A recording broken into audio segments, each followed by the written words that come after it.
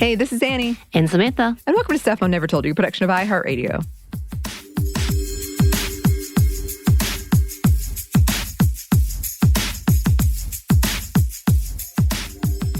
And welcome to another Monday Mini. I'm going to go ahead and preface this. I still have a thing, whether it's some kind of sickness, so I sound a little off. Apologies in advance. Yeah, that's how I'm going to leave that because I'm realizing I'm mixing up my words too. I think I got brain fog. Oh, dear. It's all good. So in advance, Christina makes this sound amazing, but probably know that this took a lot longer than what you're hearing.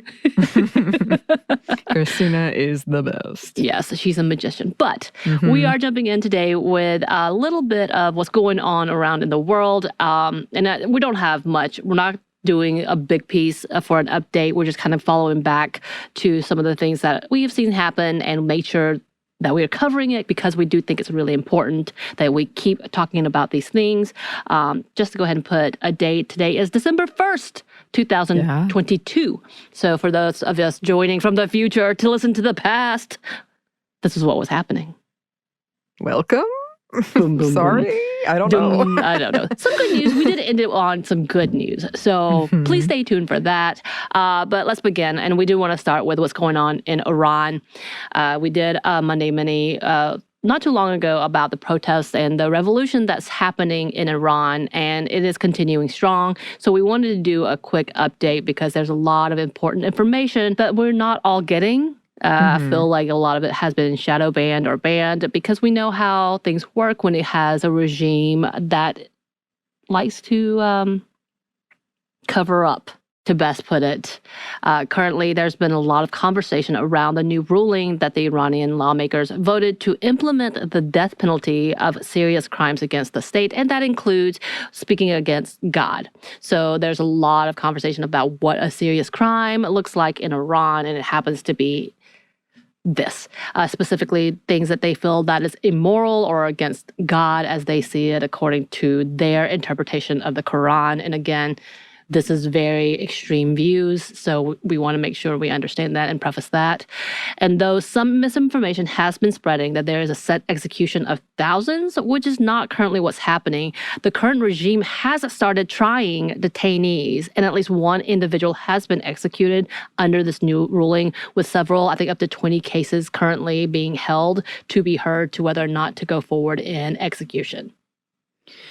Yeah, and as of recently, human rights organizations have estimated at least 450 deaths, with over 15,000 people detained, including the two women journalists who broke the story of Mahsa Amini's death, Niloufar Hamadi and Alaha Mohammadi, who allegedly have been accused by the regime as CIA agents and have been held in Evin prison complex since late September. And I hope I didn't totally butcher those. Thanks to Samantha for helping me with the pronunciations.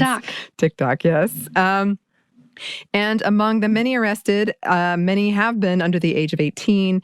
In fact, officials have said that the average age of the protesters is 15 years old. And many human rights groups have said at least 50 minors have been killed. And many activists and lawyers have estimated that up to 1,000 minors are currently being detained in adult prisons. And throughout Iranian history, there have been reports conducted by human rights activists and organizations of the torture and mistreatment of prisoners and detainees, and many have been seeking answers to the conditions and welfare of the detainees without any answers. Right, and the world is watching. I don't know if they're moving, honestly, fast enough. I don't know how much can be done. We know politics are ugly, but just recently the UN voted to start an investigation in Iran's handling of the current protests, as well as many countries around the world imposing new sanctions against Iran, including the US, the EU, and the UN, and many others. So there are things that are happening. We are definitely watching.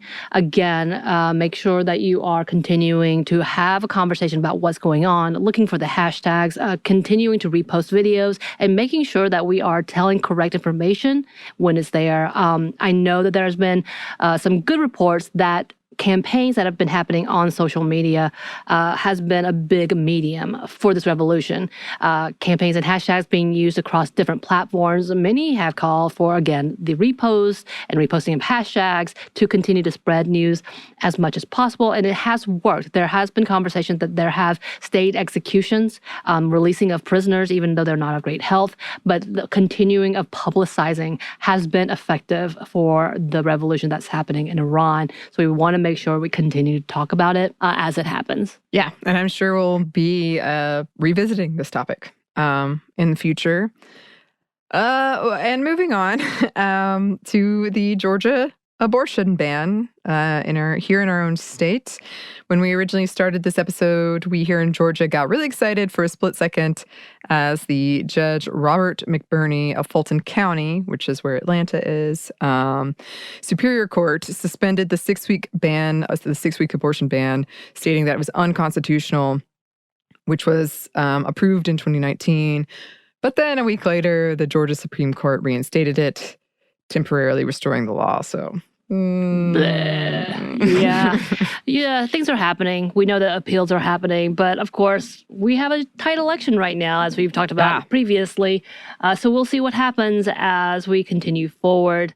Okay, but let's end with some more uplifting news. Apparently, the first feminist city, I'm going to say that because I'm not for sure. I haven't seen any other place being called the feminist city, but y'all let me know, has finally been developed. And that means that we are all heading to Glasgow. Yeah? You ready? All right. Oh, you ready? Okay, again, let me say, I tried to see if there were any other places claiming to be a feminist city, like really claiming it, and I didn't find anything except that there's a Portlandia episode about it. And y'all, I'm not a huge Fred Armisen fan. That's my own thing. There's a lot of things.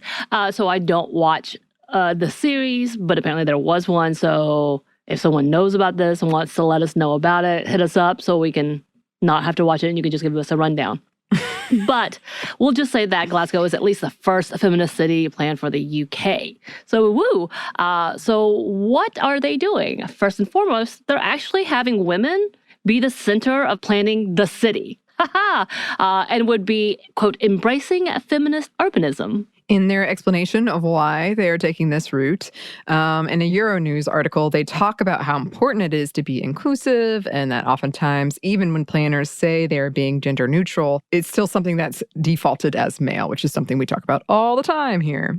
Here is a quote. Glasgow Council notes a gender-neutral approach to city development does not work, that women and people of marginalized genders have diverse needs that are not currently reflected in practice, and that an intersectional, inclusive, and climate-friendly approach is needed. And that's from the Glasgow Green Councillor Holly Bruce.